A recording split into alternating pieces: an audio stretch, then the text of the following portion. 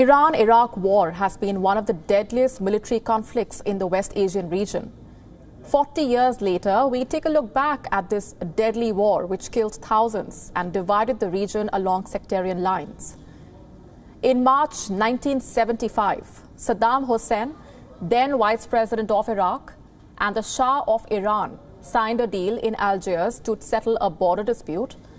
The Algiers Accord ruled that their border ran along the center of the Shatt al-Arab, a 200-kilometer-long river formed by the meeting of the Tigris and the Euphrates. But in April 1980, Baghdad accused Tehran of plotting attacks. This accusation came immediately after the 1979 toppling of the Shah of Iran. On September 17, Baghdad declared that the Algiers Accord was null and void. It now demanded all of the Shatt al-Arab. The deadly 8-year conflict began with Saddam Hussein sending soldiers into Iran on the 22nd of September 1980.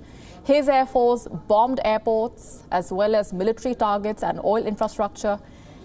In the first weeks, the Iraqi forces were met with very little resistance. Arab nations, including the rich Gulf countries dominated by Sunni Muslim leaders, gave billions of dollars to Iraq.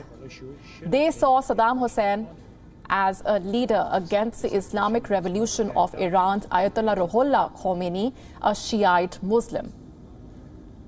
The Western countries, alarmed by Iranian clerics overthrowing the Shah in Tehran, also sold weapons to Iraq. Soon, Iran started pushing back. In 1982, Iran launched a major counterattack, taking back its port of Khorramshahr. Baghdad quickly announced a ceasefire and pulled back troops, but Tehran rejected the ceasefire, bombarding the major Iraqi city of Basra. From April 1984, the two sides engaged in a war of the cities, with over 30 cities on both sides battered by missile attacks. One of the main highlights of the Iran-Iraq war was Baghdad's use of chemical weapons targeting Iran. Tehran made the first accusation in 1984 and then again in 1988. These chemical attacks were also confirmed by the United Nations.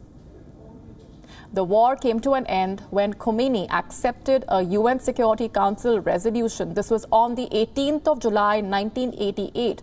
While the exact number of those killed in the war is not known, at least 650,000 people are estimated to have been killed during the conflict. A ceasefire was declared on the 20th of August, 1988. The toppling of Hussein's regime by the United States in 2003 ushered in a new era in West Asia. The relations between the two countries have definitely improved since then. Iran and Iraq have increasingly cooperated with each other economically, culturally, as well as socially.